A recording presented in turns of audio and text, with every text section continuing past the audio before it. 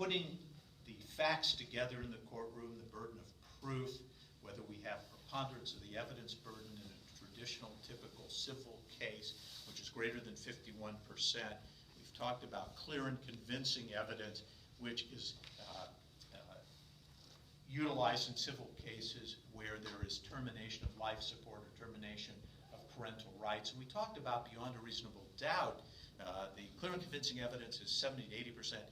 Beyond a reasonable doubt is greater than 90%, and we see that utilized in criminal proceedings. We are going to look now as a visual demonstration. With your permission, we will use a deck of cards. And I also have a can of select peas. And if I may, I am going to hand the can of select peas. May I hand you the can along with a can opener? And we'll wait to bring those together. However, you will note that that can is hermetically sealed.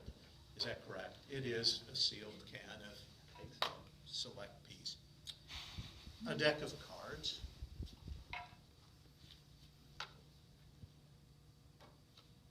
We'll remove the jokers, shuffling the deck.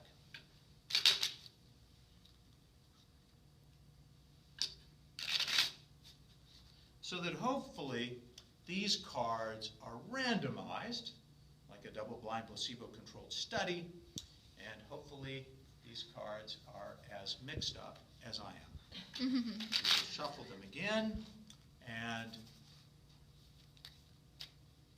I am going to ask, if I may I have you just say stop at any time?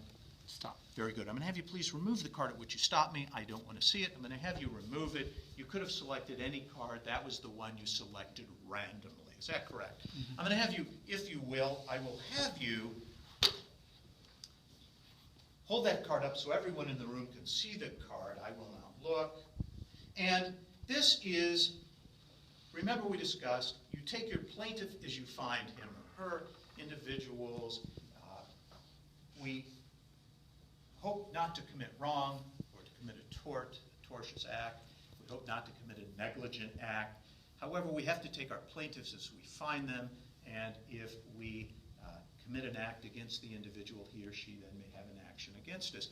I will borrow the card from you, and without looking at it, I will attempt, through the touch of fingertip, feeling for heat, and any impressions on the card, to tell you, yes, the card is red, because I'm reading what it's saying. The card is a red card. It is a heart. I can feel the pips, and I feel for the numbers, and it feels to be a 7 of hearts. How did we do? Okay, very good. Thank you. Now, patient presents to us, and the patient claims that the patient has been injured. And I want you to know this hurts me to do this. What happens, patient feels his life has been torn, or her life has been torn in half. Families are typically involved as well. It disrupts their lives. Now, many patients will simply go home and not say anything. I'm placing the cards in pieces, the card pieces. The card is in pieces. I'm placing the card pieces into the box so that you can see the pieces are placed here into the box, still torn into parts. This is our plaintiff. This is the individual who is complaining that he or she has been wronged. Because we're talking about medical jurisprudence and medical ethics, we close the box and seal it, and we place it there. The patient goes to a plaintiff's attorney. Remember, we're talking about the complainant, who is the plaintiff, hires an attorney, and the attorney then contacts the individual who is now the defendant. And the purpose now of this legal action is to make the patient, the individual, whole again. Is that right? Isn't that what we discussed? Let's look inside the box and let's see what we find. My gosh, what's left in the box? One small corner is all. Because this is how the patient, the individual who's been wronged, feels. He or she feels that his or her life has been torn apart and they are merely a small piece of who they used to be. So our goal is to try to make them whole, and that's what we're talking about in medical jurisprudence. May I hand you the corner of your card?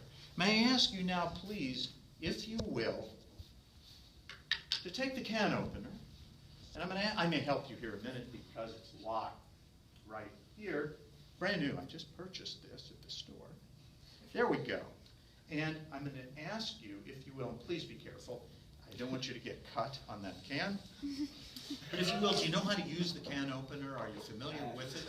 Okay, because you may want to hold the can underneath just to support it. And then I'll have you lock it onto there. There we go. The seal has been broken. And then if you'll turn it, yes, is it open? Aha, the plot thickens. It's locked. Yes, you just push that back and and please, you're doing great. It's not easy. Can I help you a minute? It's okay. I don't want you embarrassed in the least because you're doing great. Let's try this. You know what I'll do? I'll come on the other side, but you can testify that I am not engaged in any nefarious activity with this can. We are just, no, it is not you. It is the can opener. I knew I should have bought the more expensive one. There we go. This could be a product liability case, but be that as it may. Okay, we're just about there. It's kind of opened. Yeah. I will step away. Now, please be very careful. I'm going to have you open that and tell us what you find inside. The rest of the Whoa! Have we made the plaintiff whole? Please remove the card. Now I'm going to ask you, please, to take that corner and tell me if, in fact, you may lay that down, if that is the exact corner that we tore from that card. Is that an exact match? Yes. Thank you. A round of applause for both of you.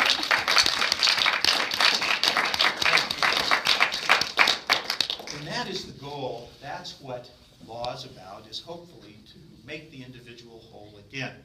That is our purpose. Now, another role is to help bring things back to their previous state, to make things whole again. We have a detergent box to help explain this. You will notice I have here several silks. I have 2 red silks that I will tie together.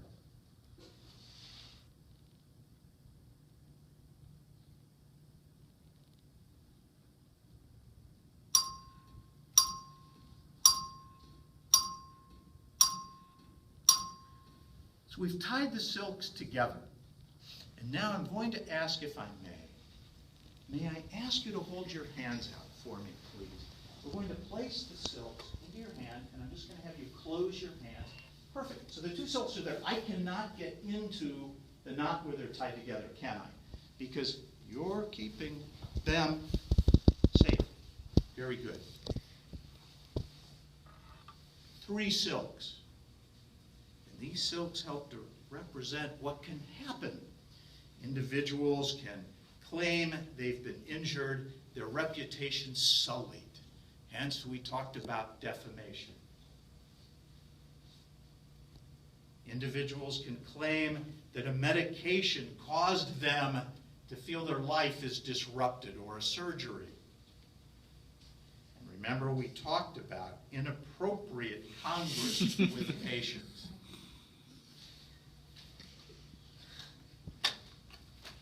We open the detergent box. Into the box, and we think of this as the law. Its role is to help make things right. The purpose of the law is not to harm people. Instead, it's to help people. That is the purpose. Lawyers are there to represent us and to help make us whole again. We put in the 3 silks. Because this is a detergent box, I'm going to add in fabric softener as well. The fabric softener goes into the box.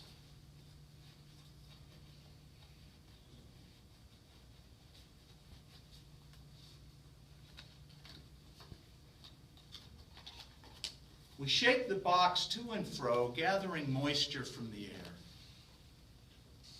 Actually, what we're doing is we're gathering evidence. We are filing motions. We are bringing about depositions. We are sending out subpoenas. We are sending out interrogatories. And now, hopefully, through this process, we open the box. The first silk is now cleaned. The law has brought about an appropriate result. The second silk has been cleaned. Another individual made whole. And the third silk is cleaned. And now you're asking, what happened to the fabric softener? And in fact, the reality is there is absolutely nothing left, because the law is pure and works effectively. In your hands, you've been holding those two silks together the entire time.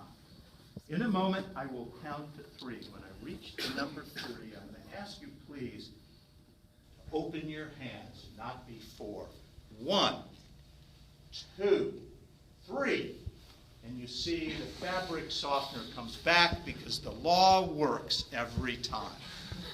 Thank you. I will see you all tomorrow.